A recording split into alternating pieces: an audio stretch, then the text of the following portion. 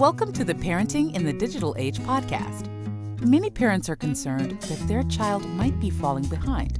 Others are just looking for ways to help their children thrive, not just in the classroom, but socially and well into their future careers.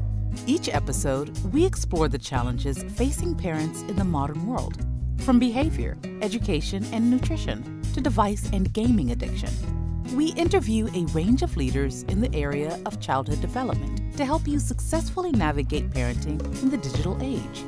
Here is your host, Jamie Buttigieg. Hey parents, and welcome to another episode of Parenting in the Digital Age. Today we have the pleasure of speaking with Brenda Do, a seasoned copywriter and now children's book author who has channeled her childhood experiences into her debut book called It's Okay Not to Know.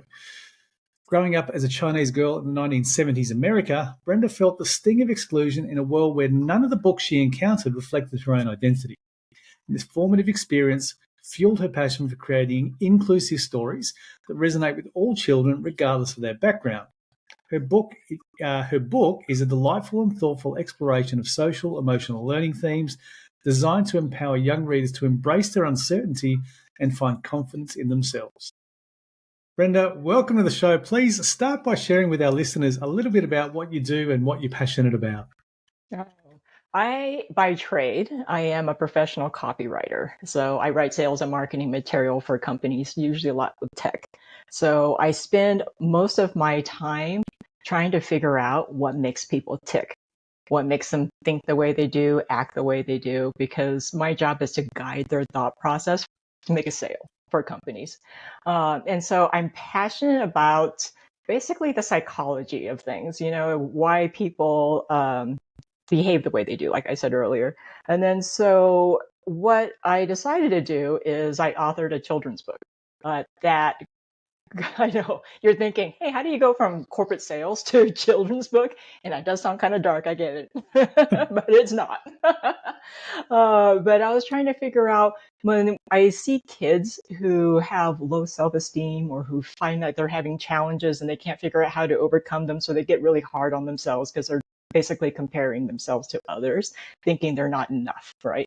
And when I hear that kind of messages and I see that in kids, it makes me sad. So I figure, how can I use that copywriting brain that I have to help kids overcome challenges so that they have the social emotional learning skills to get through and believe in themselves. And that way they can keep taking risks as they get older and start challenging themselves some more and feel confident enough to what we call fail. Because I think failing is a great thing, not a bad thing at all. And I'm trying to help kids understand it's just about, let's just play. Let's just have that, that time of taking a risk, seeing where it goes, learning from it, and then moving forward and keep doing it bigger and bigger and bigger as you keep getting older. Yeah, that's wonderful. Wonderful mission and purpose. I love this notion of encouraging kids to fail and making failure okay. It's how we learn. And so maybe share about, for our listeners, a bit about the inspiration behind your book. The book's called It's Okay Not to Know. So maybe where did it come from, and maybe share a bit about your childhood experiences that might have shaped this project. Yeah. So how the book came about was I was visiting my little nephew, and he was like 8 years old at the time, and I was staying at his parents' house. We were cleaning up after dinner, and he was helping out. So he was putting, food away into a little container and then putting the lid on it. And he didn't have the lid on tightly enough so that when he was walking to the refrigerator, he accidentally dropped it. Food fell, all splattered all over the floor, the cabinets, the walls. It was a hot mess. Gosh. But the sad part was his first reaction was to go, "Oh man, I'm so stupid." And my heart was like, oh, why did he have that kind of harsh reaction? He instantly judged himself, and it made it felt as if it confirmed how he really felt about himself. It's like there's another example of how I'm not enough, right? And so me being the copywriter, I'm always going, what happened there? Because it's not like his parents are that kind of parents where he would feel that way. They're very supportive and loving. And then so I started to analyze it. It came into learning about the growth versus fixed mindset. And I don't know if you're familiar with Carol Dweck's work. with the growth mindset with children. She's a psychologist over at Stanford University. And she's done a lot of work with that. And I think she's the one who coined the term. I could be wrong, but I think she was. And then so when I learned about the growth versus fixed mindset, and then also the whole not enoughness, I started thinking, well, wait a minute. If kids start feeling that way, what caused them to feel that way? Because a lot of well-meaning adults think that they're helping, but why are they still ending up judging themselves? And then I started to think about how when you at least in the US, we grade papers by A, B, C, and D. A being the best, D being a failure. And then so usually what happens is the parents put the A paper on the refrigerator, not the C, because they're rewarding the result and not the effort. So the kid starts to get this message subconsciously. It's like, oh, unless I do really, really well, I'm not going to be lovable enough. And that's kind of where it starts to go. It's kind of a slippery slope. And then so when you start saying, oh, hey, I love how you got an A, you're so smart. And then so the kid starts to think, oh, yeah, okay, well, my identity is I got to be smart. So then if I start finding a challenge that isn't something that I can handle because it seems like I'm not going to do so well in it, they start to pull back. Because if they don't pull back, then they're going to say, well, if I try and I fail, then I'm not so smart. So then I'm not enough. And so it's those kind of messages that the kids end up getting, unintentionally from adults, right? That I'm just trying to figure out, okay, how can I help them overcome that? And then as adults, you see it because a lot of times I used to be this person. I'm still a work in progress, so I have to catch myself. And it's when someone says to you, you're trying to explain something to someone, they think you're telling them that they're wrong. You're trying to correct a situation, and then they instantly get all defensive because they end up being, you can't tell me what to do. Well, I already knew that. Well, and they just shut you off, right? That's how a lot of adults are. And if you think back, a lot of times it's because they're feeling like, oh, you're shaming me. Oh, you're telling me I'm not enough. Oh, it goes back to that wounding as a child on a subconscious level. And then so I kept thinking, well, how can we raise open adults who are going to, kids who are going to grow up to be adults who are going to live their biggest, most expansive life? And the only way to do that is to know how to overcome challenges when you're really, really young. So it becomes part of your mindset to just go, I'm just going to try anything. I'm going to see where it goes. I'm going to learn from my mistakes, and I'm just going to keep going forward because I don't have as much of that judgment going on. I have a lot more self-love, more self-compassion. And when you have more self-love and compassion towards yourself, you're going to be able to be more compassionate towards others. And that's why there's a scene in the book where the protagonist, Bink, they're sharing love with another creature who's having a hard time.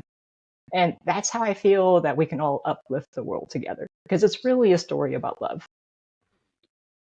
Well, that's so impactful there, Brenda, and a lot to unpack. But one of the things that stood out to me in that part of your narrative is about effort versus results. And I'm involved in Skill Samurai. This is not a plug. I don't want this to be a plug, but part of what drew me into this education space is this was a brand that prioritized efforts rather than results and rewarded efforts and behaviors and values first, rather than there are no report cards in our classrooms. And parents struggle to get their head around why that is and why can't I see what my child's doing? Well, you can. Come in and sit with us. Well, you're allowed to come in and sit down with us anytime. We'll walk you through their project and their progress. But every kid works in their own project at their own pace, and they're not compared to one another. Some of the most brilliant minds in the world are C students. They're not A students.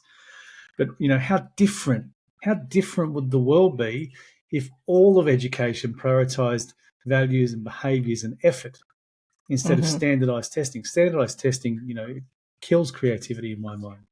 Oh, I agree. It's a challenge for us all, and I'm glad you've taken up the baton and are working towards this change.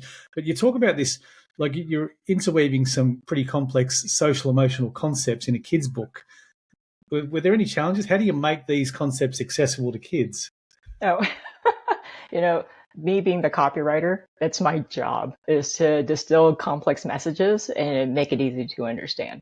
So because this was such a passion project too, because I kept thinking about my nephew and the pain that he was going through. And you asked earlier how, what my background might be, involved in this. So, for anyone listening, you can't see me, but you might judge from my last name. I am Chinese descent, and my parents were immigrants, and we live in the U.S. And so English is my second language.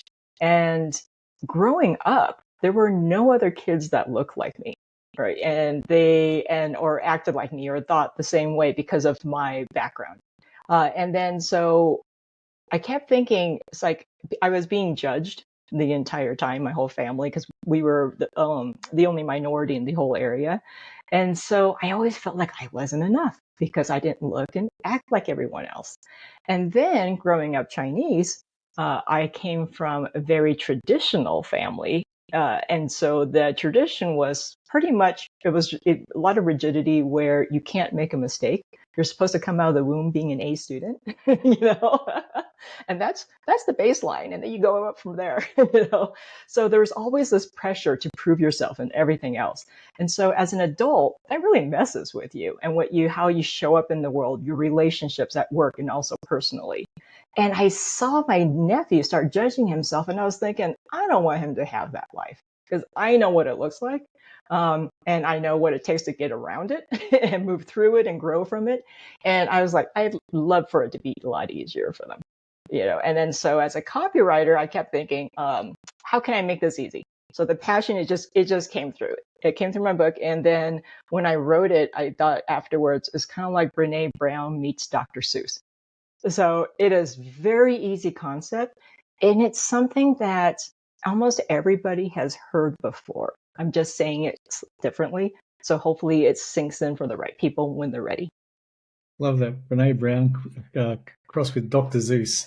That's a very clear and articulate way of putting it. And it's an amazing book with some amazing praise. I'm looking at some of the testimonials from teachers and parents and therapists. This is can I use the word groundbreaking? Like, this is an important book for parents and kids. And you talk when doing the pre-show prep, looking at your podcast, your website. You mentioned about creating characters that are untethered from race or gender or socioeconomic status or even physical abilities. Why is this important? Oh, thank you. It's important because I knew how it felt to be excluded. And when I was growing up, so I'm in my 50s.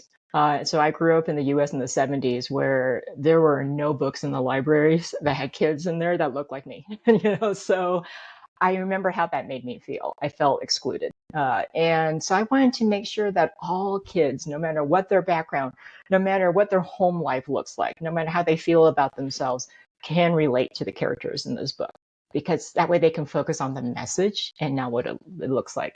And then so that's why Bink, the main character, also does not have a gender. I refer to the creature as they. And my brilliant illustrator,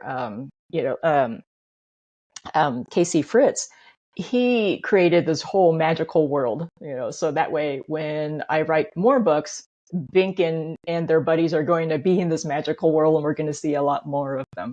I also came up with the name Bink because, as far as I know, it is a sound that I think most people who speak can make that sound, no matter what language they come from, as well. Incredible. Yeah. And the book is beautiful. Like it's beautiful to look at. And I was going to ask you about the process of illustration. This is not so much a parenting topic, just more for my own interest, and hopefully our listeners may be interested. But how do you take the words and then collaborate with an obviously talented illustrator like this to end up with the end product that you have? Actually, being a copywriter, I'm so used to working with designers all the time that we speak each other's language, being in the creative field.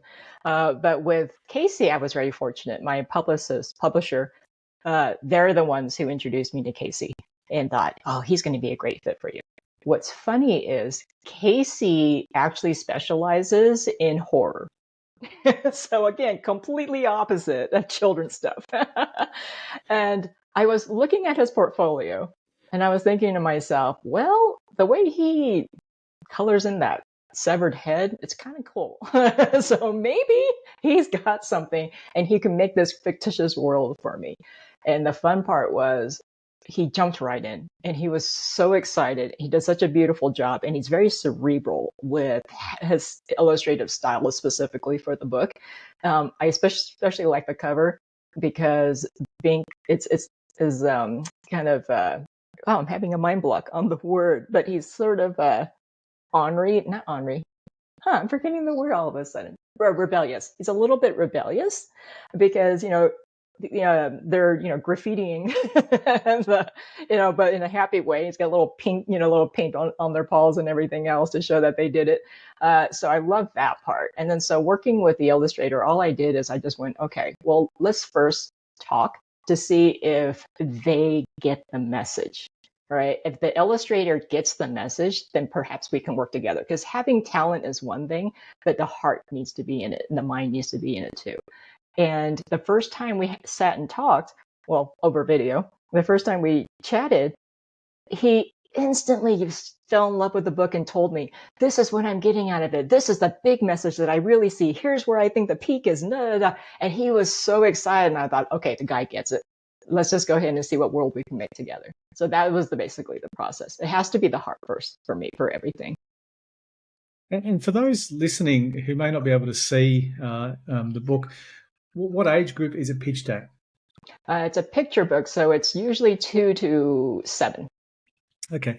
So for parents, caregivers, educators wanting to use this book to support their children in development of social, emotional development or helping kids understand that they are enough, building these positive behaviors and thought patterns. How do you hope they can use this book? Or is there a guide to be using this book? Or, what's your advice to parents on using a book like this? My advice is to read it and ask questions as you're looking at the pictures because it's a picture book, very few words. I think there are only like 210 words total in the book. And what I've heard from the feedback from parents and also teachers is that it's great for just sitting down with the child in the book and then just go, oh, what's Bink doing here? Oh, look, Bink couldn't catch the ball. What does that make you? How do you think Bink is feeling? And you keep asking those questions and then go, have you had a situation where you felt like that, where you couldn't do something and you thought you should, and so it's just an easy way of just opening up that conversation.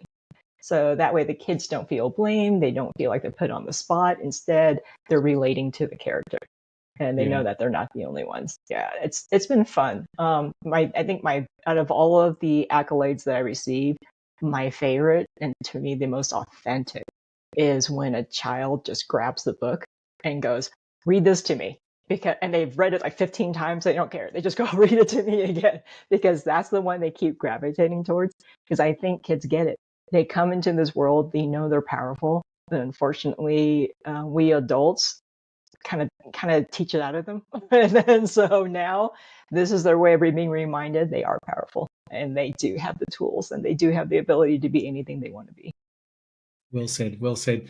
A bit of a pivot. How do you see the digital age and AI impacting children's books? That's a good one. Because since I'm in the writing field and I have to deal with AI all the time, I think they're great for ideation if it's used properly. AI is wonderful for, let's say you're trying to figure out, how can I take this one paragraph and simplify it for, let's say, a 4-year-old. 4-year-old with this specific background in this specific country, for example. You can really narrow it down if you teach the language model enough. And then, also you as designers, illustrators, they can do the same. For authors who don't want to pay to work with an illustrator because it can be expensive, right? And they want to do their own illustrations, they can maybe feed some of their illustrations into AI, or they can feed the idea of what they want, and then they can at least get some rough drafts put that way, and then maybe have a professional illustrator just clean it up a little bit, since AI tends to mess things up a little when it comes to graphics. And then so I see AI, if used properly, can be a great launching pad tool, but they're not the end all be all because it can't think. Only humans can think. Only humans can feel. And your own intuition, your own feelings and everything else come into play. And that's what makes a book sing. Yeah, well said. Nicely put. So this is the first book, right? That's right. So tell us what's next. You know, I'm not quite sure. I figure it'll come to me when it comes to me. My focus right now is my actual goal, and I like to think big, is to uplift 100 million kids. Right. So whether that's they read it in the library, they see a cartoon series with Bink and their friends, whatever it is. If I could be the next Bluey, that would be very I'm putting it out there. Yeah. So, I mean, it's just, I don't know how it's going to happen, but I figure it's going to, and it's going to happen in a big, beautiful way. So I figure I'll start with this first book, and then when the next one's ready to come along, I'll go ahead and write another one. Yeah, that's good. I wish you all the success in the world. It's a wonderfully beautiful book with a powerful message that's constructed in a way that is relatable to kids. And so I think you've absolutely nailed it. Before we wrap up, and again, we can go on forever, but one question that I love to ask all of our guests on the podcast is, if we had a time machine and current Brenda could go back and revisit your 12-year-old younger self, what's one piece of advice that you'd share with your younger self? It would be, what makes you different is what makes you awesome. And to know that and to embrace it. And as an adult, to keep remembering that too, especially in the age of social media, where everyone is trying so hard to be different by looking the same and acting the same and loving the same things. I was like, no, we're all here with our own special, unique ways, and not to be embarrassed by that or shamed by that, but to embrace it and love yourself for it and love others' uniqueness as well.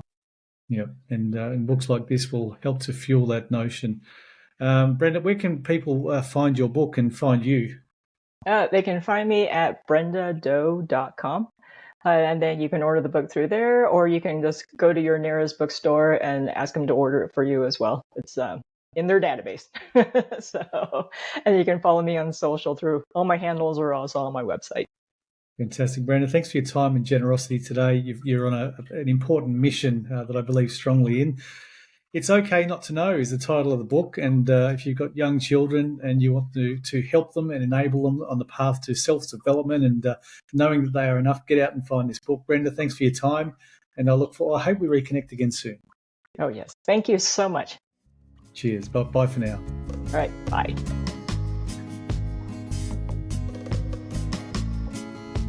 If you enjoyed the show, please connect with Jamie on LinkedIn or Instagram. You'll find links in the podcast description. Parenting in the Digital Age is sponsored by Skill Samurai, Coding and STEM Academy for Kids.